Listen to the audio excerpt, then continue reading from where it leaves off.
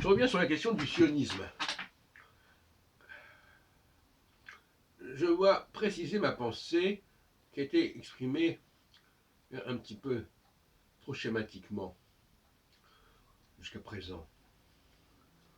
Il faut distinguer les martiens et les jupitériens.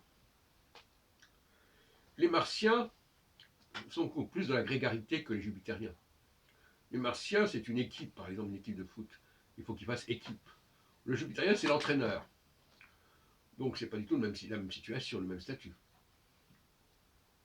Donc, les martiens sont plus euh, dans la grégarité, dans la centripétie, si on peut dire, et ils sont contents d'avoir pouvoir se réunir autour d'un chef, autour d'une loi, autour d'un dogme, bref, autour d'un axe.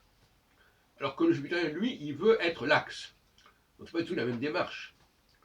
Les martiens ont besoin d'un jupitérien, mais le jupitérien, il n'a pas, les martiens ont besoin d'un jupitérien, mais les jupitériens n'ont rien à faire ensemble, quelque part. Enfin, ils peuvent se réunir éventuellement, mais je veux dire, c'est très ponctuel, comme dans des réunions au sommet, des rencontres au sommet, etc. Mais globalement, le jupitérien a besoin d'être entouré de gens qui ne sont pas comme lui. Les martiens cherchent des gens qui sont comme eux. Le jupitérien, lui, il est justement censé être dans le décalage. C'est un peu comme Moïse, par exemple, qui va diriger un peuple qui n'est peut-être pas forcément le sien, quand on lit Exode 3, mais voilà, il va être l'élément directeur, l'élément de focalisation.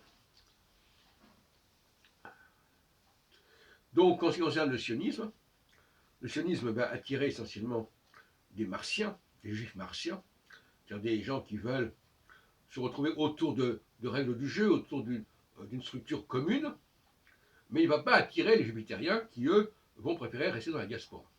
Et là, on voit bien que la dialectique Israël-diaspora, elle recoupe grosso modo à la dialectique Mars-Jupiter.